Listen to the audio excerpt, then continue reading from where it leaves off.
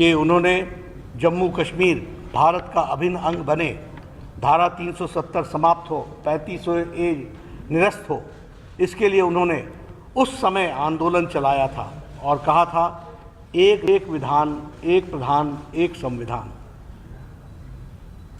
लेकिन हम सब जानते हैं कि जम्मू कश्मीर में एक अलग संविधान था, अलग प्रधान था और अलग निशान था। इसके खिलाफ उन्होंने लड़ाई लड़ी है कि मोदी जी के नेतृत्व में धारा 370 समाप्त हुई है, 35A निरस्त हुआ है और अब कश्मीर भारत का अभिन्न अंग बना है। मुझे जांच चाहिए और जांच होनी चाहिए, लेकिन कांग्रेस के लोगों ने उस समय उस बात को दबा दिया।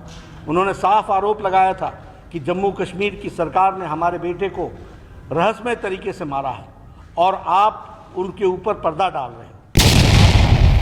आज डॉक्टर श्यामा प्रसाद मुखर्जी जी का बलिदान दिवस है और हम सब लोग उस महान आत्मा को श्रद्धांजलि देते हैं जिन्होंने भारत की एकता और अखंडता के लिए अपने जीवन का बलिदान दिया। हम सब जानते हैं कि देश के आज़ाद भारत के उन नेताओं में से एक रहे जिन्होंने देश की एकता और अखंडता के लिए अपना सर्वस्व न्योछावर किया। वह उनका सारा जीवन अगर हम देखें तो उपलब्धियों से भी भरा हुआ था और त्याग के साथ भी भरा हुआ था। अगर उपलब्धियों की बात करें तो एक शिक्षाविद के रूप में उन्होंने 33 वर्ष की उम्र में कलकत्ता यूनिवर्सिटी जैसे यूनिवर्सिटी का वाइस चांसलर बनना का पद स्वीकार किया। सीनेट में रहे, सिंडिकेट में रहे, वहाँ की विधान परिषद में रहे, बाद में वो यूनियन कैबिनेट के यहाँ सदस्य बने और बाद में वो उन्होंने भारतीय जनसंघ की स्थापना की। हम सब जानते हैं कि डॉक्टर श्यामा प्रसाद मुखर्जी का सारा जीवन, जब मैं कहता हूं कि उपलब्धि और त्याग से भरा, से हम ये कहना चाहेंगे कि उन्होंने कभी भी अपने आप को पद के साथ नहीं जोड़ा। उन्होंने हमेशा विचार के साथ अपने आप को जोड़ा। वो कलकत्ता बंगाल विधानसभा के सदस्य रहे, उन्होंने वो पद छोड़ा। वो भारत के यूनियन कैबिनेट, प्रथम कैबिनेट के नेहरू जी के सदस्य थे, उन्होंने वह विचार के लिए छोड़ा और उन्होंने भारतीय जनसंघ की स्थापना की। हम ये भी जानते हैं कि उन्होंने जम्मू कश्मीर भारत का अभिन्न अंग बने, धारा 370 समाप्त हो, 35A निरस्त हो, इसके लिए उन्होंने उस समय आंदोलन चलाया था और कहा था एक विधान, एक प्रधान, एक संविधान। लेकिन हम सब जानते हैं कि जम्मू कश्मीर में एक अलग संविधान था, अलग प्रधान था और अलग निशान था। इसके खिलाफ उन्होंने लड़ाई लड़ी। हम सबको याद है कि उन्होंने उस समय परमिट राज होता था जम्मू कश्मीर में जाने के लिए। 1953 11 मई को उन्होंने बिना परमिट के लखनपुर बॉर्डर को जम्मू कश्मीर में जाने के लिए क्रॉस करना चाहा। उन्हें गिरफ्तार किया गया और हम यह भी जानते हैं कि उनकी मृत्यु की सूचना आई 23 जून 1953 और उस समय जब 1953 में सूचना आई तो यह पता चला कि बहुत ही रहस्यमय ढंग से उन्होंने अंतिम सांसें ली हैं।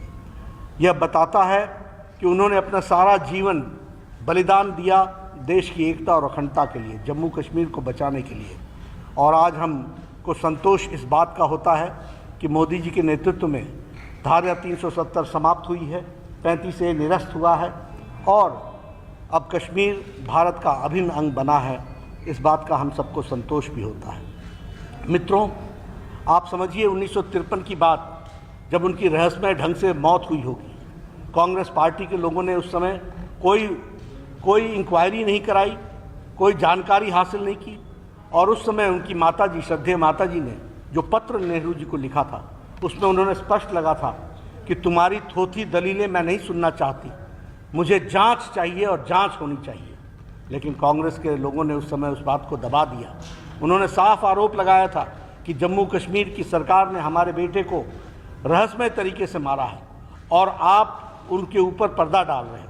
ये बात उनकी माता जी ने चिट्ठी में जवाहरलाल नेहरू को लिखी थी, लेकिन आज उनके कहे श्यामा प्रसाद मुखर्जी जी के जीवन से प्रेरणा लेकर के करोड़ों भारतीय जनता पार्टी के कार्यकर्ता देश की एकता और अखंडता के लिए तत्पर हैं और देश को मजबूत बनाने के लिए लगे हैं। सच्ची श्रद्धांजलि उनको यही है कि हम उनके बताए रास्ते पर चलें, विचार के साथ जुड़ें और विचार को आगे बढ़ाने का काम करें।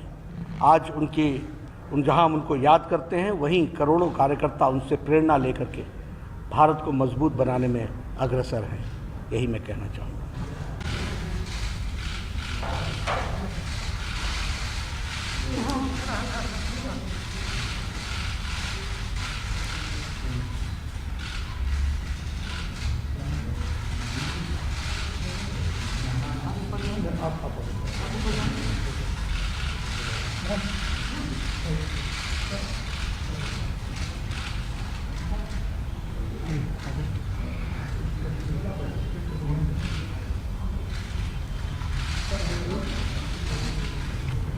पीछे माइक को यार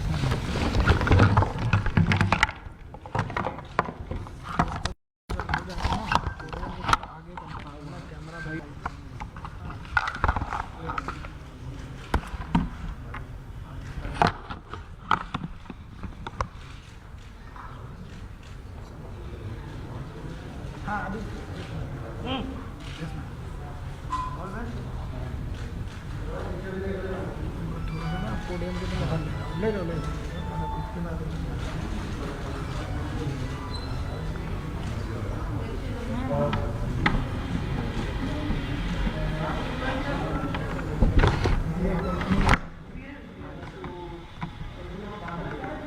याद करो बाहर में कहीं यहीं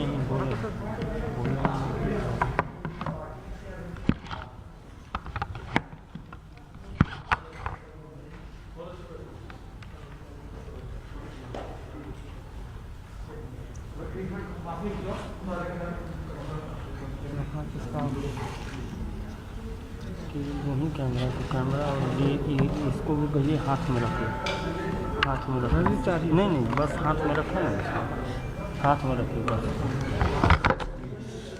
हाथ में दे दीजिए ना।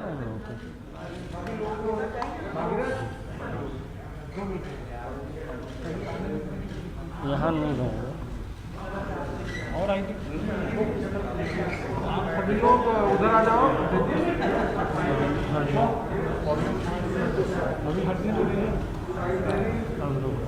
अरे नहीं हाथ में उनको भी दीजिए, पीछे थोड़ा पीछे